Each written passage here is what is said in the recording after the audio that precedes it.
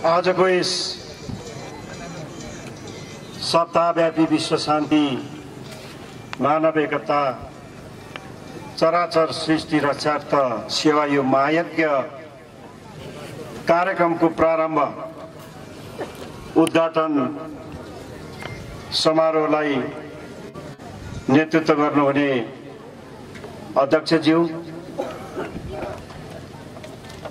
श्रद्धेय गुरु आत्मानन्द लिङ्गदेनज्यू, श्रद्धेय गुरुआमा तथा मञ्चमा आसीन विशिष्ट अतिथि ज्यूहरू, यो महायज्ञमा देश बाहिरबाट र देशका कुना कुनाबाट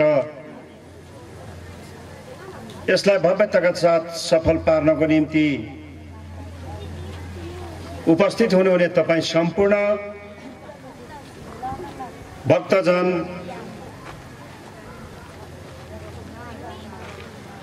धर्म सेवामा लाग्नुभएका सबै पुजारीदेखि लिएर सबै महानुभावहरू, सबैमा म मेरो व्यक्तिगत तर्फबाट, नेपाल सरकारको तर्फबाट श्रद्धेय गुरुआमा लगायत सबैमा सम्मान व्यक्त गर्न चाहन्छु। हार्दिक भित्र दिलैबाट सेवा र अभिवादन टक्राउन चाहन्छु। आज बहुत राम्रो दिन, महायज्ञ सञ्चालन गरेको खुसियालीको दिन, सबै भक्तजन, सबै साथीहरूमा, बुबाआमा, दाजुभाइ, दिदी बहिनीहरूमा बधाई पनि ज्ञापन गर्न चाहन्छु। यो कामको प्रारम्भ सुरु गरेर हामी सबैलाई यो थलोमा श्रद्धेय गुरुको जन्मथलो यो अगौटेबारीमा सबै ठाउँबाट भेला भएर आत्मा शान्तिको कामना गर्ने, मागसँग आशीर्वाद माग्ने, गुरुलाई आफ्नो स्वभक्ति अभिनन्दन चढाउने, आत्मा सन्तुष्टि लिने र यो ठाउँलाई पवित्र भूमि बनाउँदै जाने महान कार्यको सुरुवात गरिदिनु भयो। आज यो महायज्ञको पहिलो दिन हामी यहाँ उपस्थित भउने मौका अवसर प्राप्त गर्यौं। म यो अवसर प्राप्त गर्ने अवस्था सिर्जना गरिदिनु हुने श्रद्धेय गुरुज्यूमा हार्दिक कृतज्ञता व्यक्त गर्न चाहन्छु।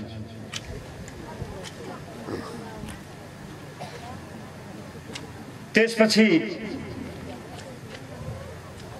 यो महायज्ञ भव्यसँगले सुरुवात भएको छ। आजको उद्घाटन सत्रबाट र यसका 3 दिनका कार्यक्रमहरू अघि उद्घोषिकाले राखिसक्नु भएको छ। भोलिको कार्यक्रम र पर्सि गुरुआमाको फूल समर्पणमा फूलमालाको अन्तिम दिनको कार्यक्रम भव्यताका साथ सफल हुन सकोस्। सबै हामी यसरी नै भेला भएर सबक्ति, आफ्ना विश्वास, आफ्नो सम्मान व्यक्त गर्दै यो कार्यक्रमले सफलता पाओस्। म यो महायज्ञको भव्य सफलताको पनि शुभकामना व्यक्त गर्न चाहन्छु।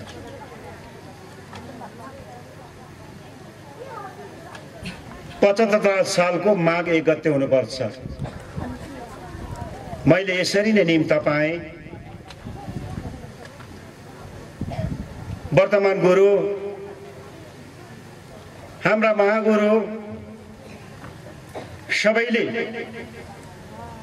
सेवा तपस्या गरेर विद्या आर्जन गरेको ठाउँ, ज्ञान हासिल गरेको ठाउँ फुलुङ्गी वरिपर यही एरिया, यही ठाउँ हो, यही भूमि हो जहाँ 75 सालको माघ 1 गते यसरी नै भव्य महायज्ञ राखेर 1,08 बत्ती प्रज्वलन दीप प्रज्वलन गरेर शान्तिको, एकताको, विश्व शान्तिको, मानव शान्तिको कामना गर्ने आयोजना गर्नुभयो। म पनि सहभागी हुने मौका पाएको थिएँ। हामीले त्यति बेला विकास र समृद्धिको कुराहरूलाई जोड्दै त्यो त्रिवेणी जुन ऐतिहासिक महत्त्व राख्ने ठाउँ, यसको विकास गर्नुपर्छ, धार्मिक पर्यटनको विकास गरेर निरन्तरता दिनुपर्दछ। त्यसो भएको हुनाले त्यहाँ एउटा मोटर बाटो पुलको कामना गर्यौँ, जुन निर्माण र ठेक्काको प्रक्रियामा अगाडि बढेको छ। हामीले त्यहाँ किराँत धर्मगुरु लिङ्गदेन आत्मानन्द सिंह तपोभूमि फुलिङ्गीमा एउटा माङ्गिम बनाउने परिकल्पना गरेर ठुलो एउटा शुभारम्भ गर्यौँ, शिलान्यास गर्यौँ। त्यो कार्य अगाडि बढ्न सकेको छैन। आज झन्डै 15-16 महिना भयो होला। हामीले यसलाई निरन्तरता दिनै पर्छ। सबैले एक भएर सरकारी तौरबाट, गैर सरकारी तौरबाट, सरकारी तौरमा स्थानीय तहबाट, प्रदेश र सङ्घीय सरकारको सहभागितामा हामीले सुरुवात गरेको त्यो माङ्गे निर्माणलाई छिटो आउने भविष्यमा सम्पन्न गर्नुपर्छ। आजको दिन करिब 15-16 महिना पछाडि मैले यही सङ्कल्प गर्दछु। हामी यस्तो महान यज्ञ गरेर विश्व एकता, विश्व शान्ति, मानव शान्तिको कामना गर्दै यो हाम्रो किराँत भूमि महागुरुहरू, वर्तमान गुरुबाट शिक्षा दीक्षा प्राप्त गरेको ठाउँदेखि लिएर वर्तमानमा पनि यो ठाउँलाई विश्व शान्तिको एउटा भूमि र इतिहासको रूपमा विकास गर्दै जाने शहरमा श्रद्धेय गुरुले नेतृत्व गरिराख्नु भएको छ। हामीले एकताका साथ दिनुपर्दछ, दिँदै आएका छौँ र अझै अलिअलि विस्तृत र एकीकृत गर्दै अगाडि बढ्नु आजको महान दिनमा म आह्वान गर्न चाहन्छु। एउटा परिकल्पना अघि मागसँग हामीले यो पनि गर्यौँ, चरु बोल्दा यो पनि हामीले कामना गरेका छौँ। हामी आशा गरौँ आउने दिनमा यहाँको समृद्धि, साहित्य, भाषा, कला, संस्कृति, धर्म र यहाँको भौतिक पूर्वाधारको समृद्धिलाई पनि एकसाथ लिएर जानुपर्छ भनेर हामीले प्रतिज्ञा पनि गर्नुपर्दछ। आजको दिनमा म यो कुरातर्फ सबैलाई आग्रह गर्न चाहन्छु। हामीले यो ठाउँ अत्यन्तै किराँतीहरूको त मूल ठाउँ, अत्यन्तै भोलि यसको चौतर्फी विकास गर्नुपर्दछ भनेर सुरुवात गरेका छौँ। श्रद्धेय गुरुको आकांक्षा यसलाई यसरी अगाडि बढाउनु भएको छ। हामी यसका सबै पक्षलाई विकास गर्नेतर्फ जोड दिन पर्दछ। सरकार यतातिर सजग छ। आजको दिनमा मैले यही भन्न चाहन्छु। चारतिरबाट हाम्रो श्रद्धेय गुरुको आश्रम माङ्सेबु, जो एउटा अहिले केन्द्रको रूपमा पछिल्लो कालमा अगाडि विकास क्रमले बढेको छ। हामी सबैको आस्था र केन्द्र केन्द्रित छ। संसारभरिबाट भक्तजनहरू त्यहाँ आउनु पर्दछ। त्यसो भएको हुनाले हाम्रा भौतिक पूर्वाधारका क्षेत्रलाई विकासको क्रममा अगाडि बढाउनु पर्छ भनेर हामीले थालनी गरेका छौँ। हामीले धेरै कुराहरू थालनी गर्यौँ।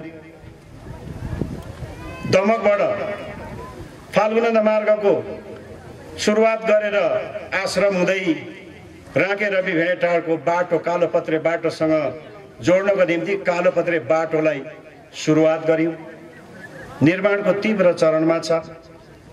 माङ्सेबुङ वरिपरि रिङ रोडको अवधारणाहरू सुरुवात गरेका छौँ। त्यो ठाउँमा खानेपानीको सुविधा प्राप्त गर्नको निम्ति लिफ्ट खानेपानीको सुरुवात गरेका छौँ। अहिले भर्खरै मैले अघि श्रद्धेय गुरुज्यूलाई त जानकारी गराएँ, तपाईँ भक्तजनहरूलाई पनि जानकारी गराउन चाहन्छु। 20 गते 11 बजे सम्माननीय प्रधानमन्त्री केपी शर्मा ओलीज्यूबाट यो देशको हाम्रो मन्त्रालय भौतिक पूर्वाधार मन्त्रालय अन्तर्गत काम गर्ने गरी देशका 161 वटा रणनीतिक निर्वाचन क्षेत्र स्तरको बाटोहरू रकमको जो गरेर शिलान्यास गर्यौं।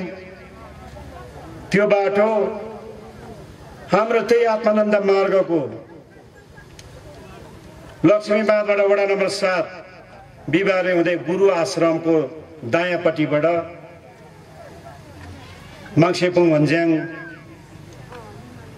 सम्म कालोपत्रे बाटो बनाउने र तल बिबारे पलासेबाट फुलुङ्गीतर्फ त्यो कालोपत्रे बाटोलाई अगाडि बढाउने 3 वर्षभित्र यो बाटोहरू सम्पन्न गर्नुपर्छ भनेर 50 करोडको व्यवस्था गरेर कालोपत्रे सुरुवात भएको छ।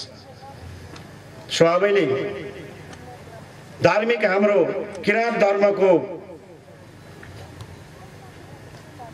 व्यापक आकर्षणको केन्द्र बन्ने गरेको यो क्षेत्र हिजो महागुरुको तपोभूमिबाट ज्ञान हासिल गरेको क्षेत्र फुलुङ्गी अनि हामीले पहिले भनेका थियौं यो एउटा मार्गको रूपमा अगाडि बढ्नु पर्दछ। त्यसो भएको हुनाले यो चोक्सी नाम्बा लोकेसन भएको यो क्षेत्र स्वयं आज हामी यहाँ उपस्थित छौं। वर्तमान गुरुज्यूको जन्मस्थल भएको भूमिमा आज हामी छौं। यो क्षेत्र यसका सर्वाङ्गीण विकासको निम्ति हामीले पूर्वाधार निर्माणदेखि लिएर हरेक कुराहरूमा ध्यान दिनुपर्दछ भनेर उठाउँदै आएका छौं। ती काम लगातार चाहे सङ्घको सरकारले होस्, चाहे प्रदेशको सरकारले होस्, चाहे स्थानीय तहको सरकारबाट होस्, यसको विकास क्रमलाई अगाडि बढाउनु पर्छ। र त्यो तल फुलुङ्गी जहाँ हामीले पूर्वयज्ञ गर्यौं त्यो ठाउँ हुँदै यहाँ अहिले बाटोको कुराहरू उठेको छ। मेरो हातमा मागेर अघि प्रस्तावहरू प्राप्त भएको छ। यो बाटो हुँदै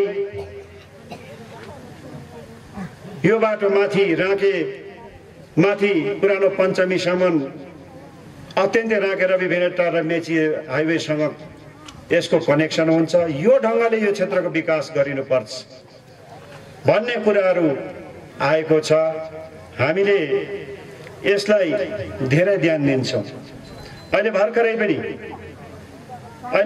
पनि यो कार्यक्रम पश्चात जुन बाटोको परिकल्पना र आवश्यकता महसुस गरेको छ, यो पवित्र भूमि गुरुज्यूको जन्म भएको ठाउँ, यो ठाउँ हुँदै त्यही ठाउँमा पुग्ने बाटोहरूलाई स्तर बाटो त छ, तर यसलाई स्तर उन्नति गर्ने, स्तर उन्नति पनि कालोपत्रेसम्म विकास गर्ने बन्ने यो भूगोलको माग, यो संस्कृति बोकेको यो ठाउँको माग छ, इतिहास बोकेको ठाउँको माग छ, मागपत्रको रूपमा आएको छ। हामीले भन्यौं, हामीले 2-3 वर्ष अगाडिदेखि सोच गर्यौं। अघि हाम्रा गाउँपालिका अध्यक्षजीले भन्दै हुनुहुन्थ्यो अब स्थानीय तह, प्रदेश सरकार र संघीय सरकार मिलेर यो क्षेत्रको सिङ्गो धार्मिक पर्यटनको रूपमा एउटा विकास गर्नुपर्छ र मार्गको चित्र कोर्नुपर्छ भनेर हामीले भन्यौं। यो कुरो उठेको पनि छ। त्यसो भएको हुनाले किराँत भाषा, लिपि, धर्म, संस्कृतिको विकास भएको क्षेत्रहरू, यसको प्रवर्तक राजनेताहरू, महागुरु फाल्गु नन्ददेखि लिएर वर्तमान गुरुज्यूसम्म र आउने पिँढी पनि ले सिङ्गो महसुस गर्नुपर्दछ र हामीले यो ठाउँलाई एउटा किराँतीहरूको मार्गचित्र पर्यटकीय मार्गको रूपमा डेस्टिनेसन भनेर जाने गन्तव्यको रूपमा विकास गर्नुपर्छ। त्यसो भएको हुनाले लारुम्बा चुक्चिनाम्बा यो ठाउँ फुलुङ्गी हुँदै सिलौटी पर्तिर गएर के अरे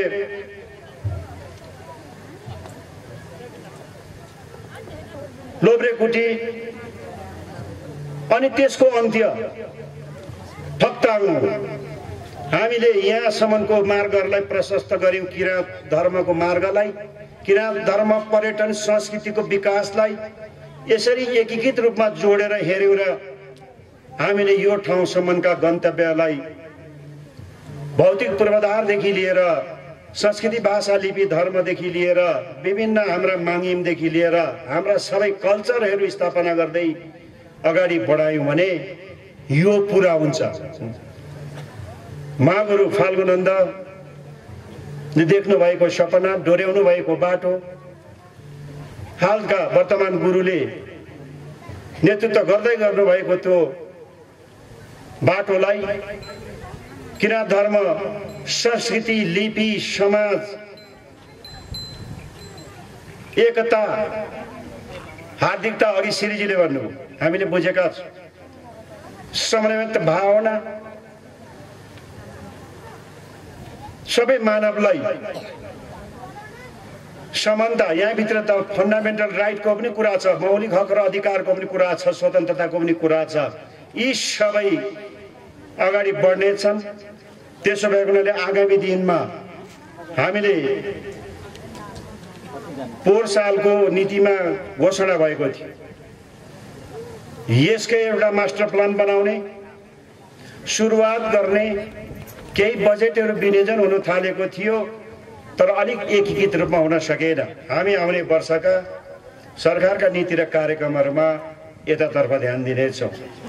यसकै एउटा यही ट्रेल भित्रकै एउटा सानो पाटो जो हाम्रो फाल्गुनन्द मार्गदेखि लिएर यो ठाउँसम्म आइपुग्दा र यो ठाउँदेखि पारी लिङ्कअप गर्दै जाने कुराहरू एउटा मागको रूपमा आज उठेको छ। पवित्र हाङमा मार्ग भनेर हामीले यसलाई विशिष्टीकरण गरेर जानु पर्दछ। यो थलाचेपा गैरी गाउँ, डाँडा गाउँ, लौटीबारी, यो अगौटे र माथि गजरमुखी यो क्षेत्रको जुन बनेको बाटोलाई स्तर उन्नति गरेर गएर यसको भौतिक विकास क्रमलाई अगाडि बढाउने पहिलो चासोहरू उठेको छ। यसमा स्वयं गुरुज्यू लाग्नु भएको छ, गुरुज्यूको निर्देशन छ, गुरुज्यूको चाहना छ। हामीले यसलाई पुरा गर्नुपर्छ। सबैले एकबार गैर सरकारी क्षेत्रबाट, स्थानीय तहबाट जुन कामहरू सुरुवात गरेको छ यसलाई माथि केन्द्रबाट, सङ्घ र प्रदेशबाट पनि अगाडि बढाउनु पर्छ भन्ने जुन एउटा प्रस्ताव आएको छ, लिखित दिनुभएको छ अघि अध्यक्षज्यूले मैले प्राप्त गरिसकेको छु।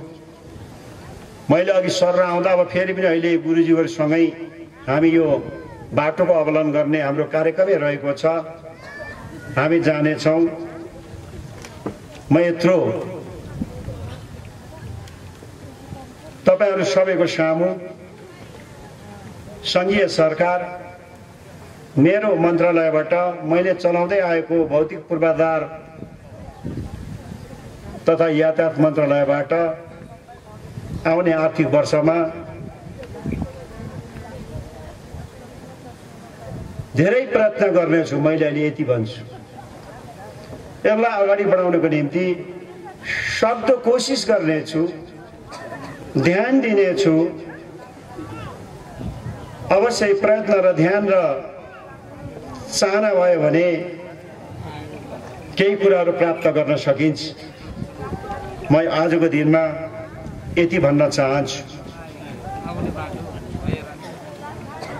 गुरुको निर्देशन, गुरुले यत्रो महायज्ञ शान्ति र एकताको निम्ति आयोजना गर्नुभयो। हामीलाई निम्ता गरेर संस्था मार्फत निम्ता आयो। हामी आफै उपस्थित भएर हामीले मागसँग आफ्नो लागि, राष्ट्रको लागि, जनताको लागि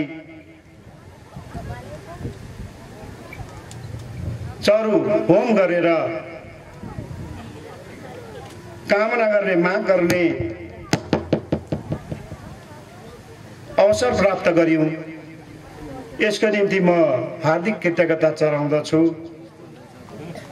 र यसरी सुरुवात भएको यो यज्ञ 3 दिनसम्म फेरि पनि सम्पन्न रहोस्।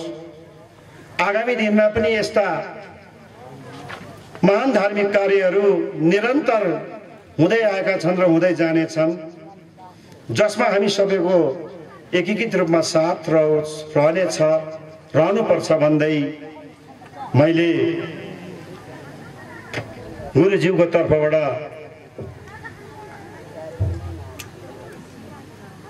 मलाई निम्ता गर्नुहुने समितिका साथीहरू र यो कार्य सम्पन्न गर्नको निम्ति अहोरात्र खटिरहनुभएका तपाईँ सम्पूर्ण समितिका साथीहरू सबैलाई पनि हार्दिक धन्यवाद दिन चाहन्छु र अन्त्यमा यो कार्यक्रमको फेरि पनि पूर्ण सफलताको कामना गर्न चाहन्छु र जति पनि मागहरू आएका छन्, 2टा खास गरेर विकास निर्माणका मागहरू आएको छन्।